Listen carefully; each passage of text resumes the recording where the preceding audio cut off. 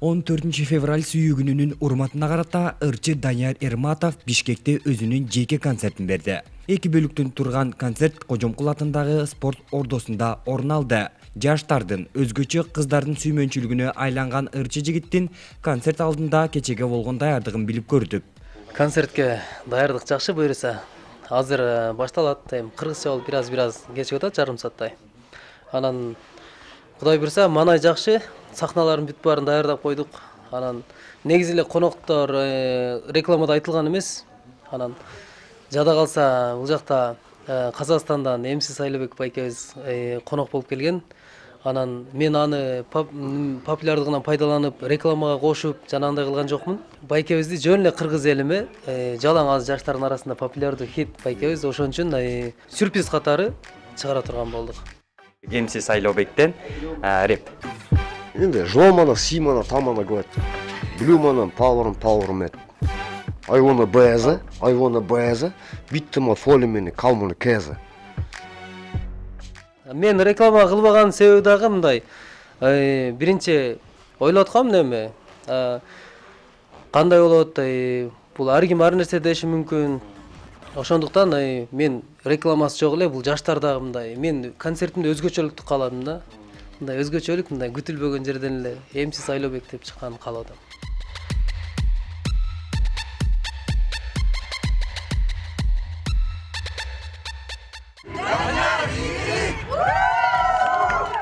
Концертке келген элдин саны арбын болуп, отургучтардын 80% көрүүчүлөргө толду.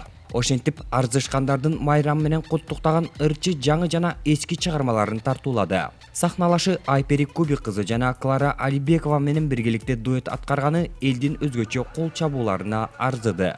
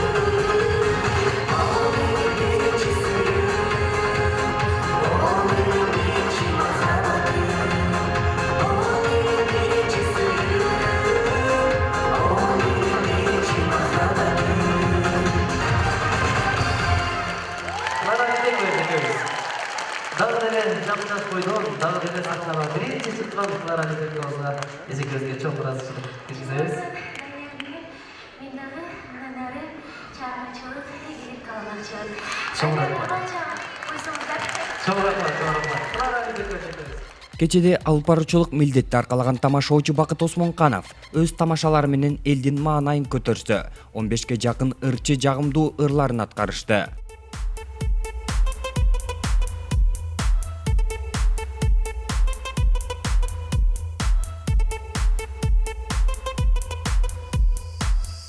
Ошондой эле Казакстандан келген ырчылар Бакытжан жана Алтайыр дуэти өнөр көрсөтүп, кеченин башкы сюрпризи болгон репер МС Сайлообек өзүнүн хит болгон Follow Me жана Баези аттуу ырларын аткарды.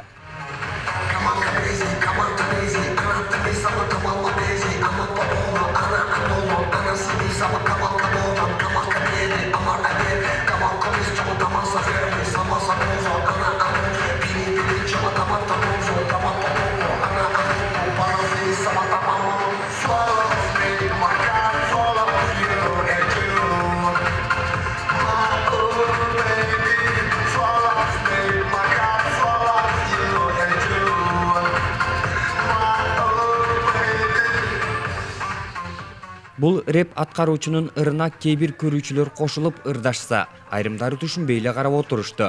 Аларды зериктирбей Бакыт Осмонканов Моника Белучи командасынын оюнчулары менен залды кайрадан күлкүгө бөлөштү.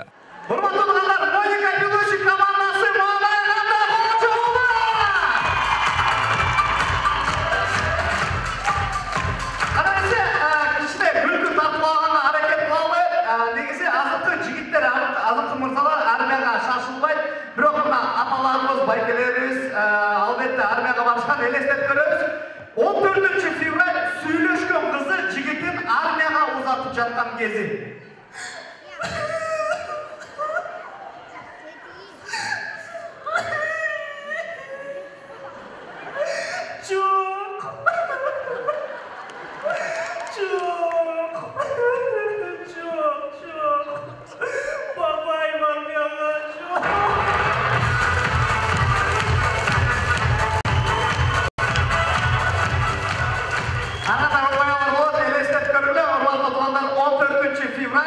Остановка жигит кызга тийип жаткан кези. Мен кыз.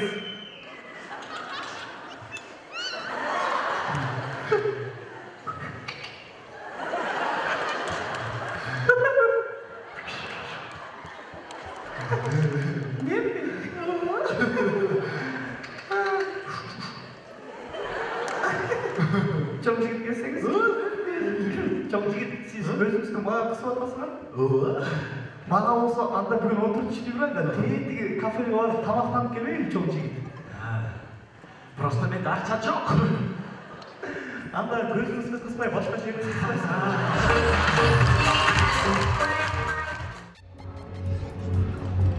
Учурда Данияр Эрматов кийинки чыгышка даярданып атат. Кандайсың, Данияр?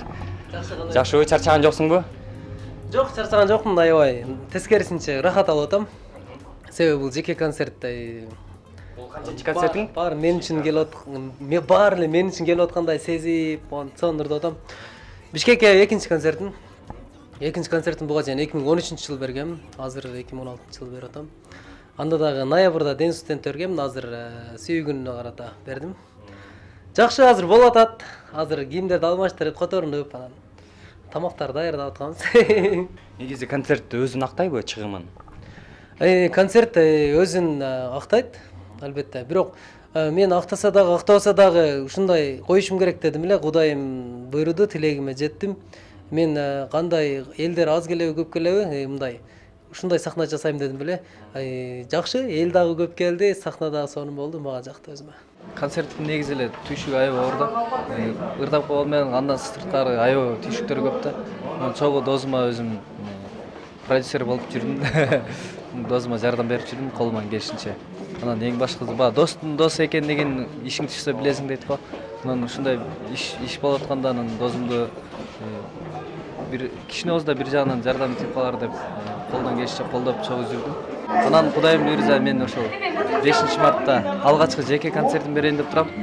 Канча жылдан бери тилегим кыялып, алгачкы тушка кези концерт. Ошондуктан бул концертиме да досторум менен кошо бирге досторумдун колдоосу менен бирге эле жакшы өтөт деген ойдомун. Кеченин экинчи бөлүгүн Данияр Эрматов музыканттардын коштоосунда жандуу үн менен баштады. Алгач кечирмени ырын тартуулап, көрүүчүлөрдү концерттин нугуна кайтарды. Анын жандуу үн менен ырдаганын уккан көрөрмандары ырчыны коштоп отурушту.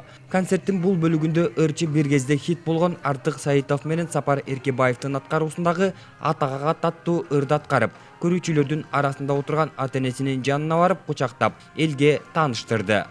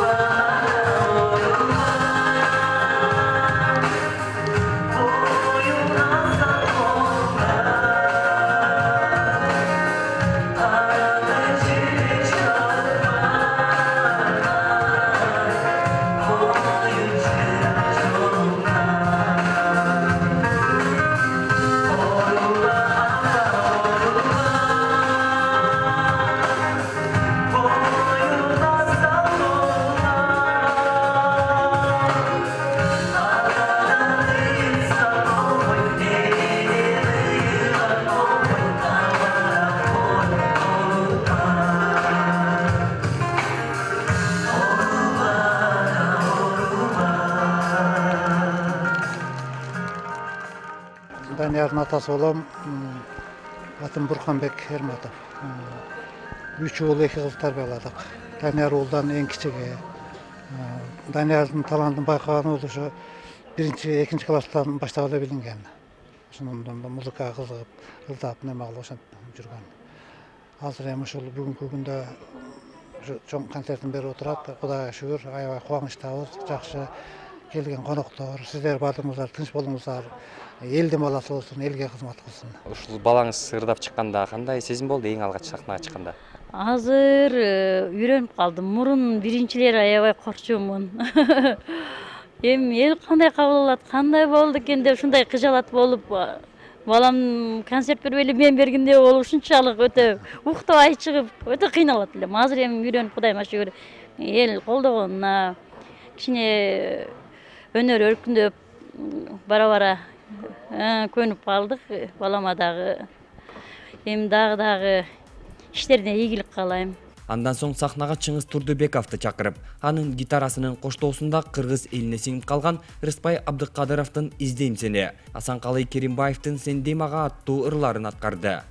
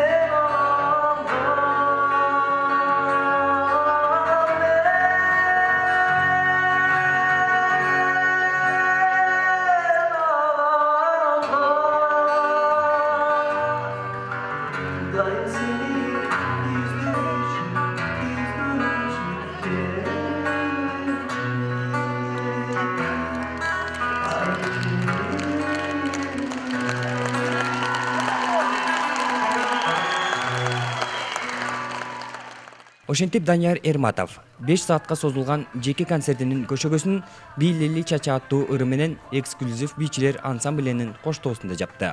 Мына эми ушул концертти толугу менен жакынкы күндөрү Супер KG порталынын кинозал бөлүмүнөн көрө аласыздар.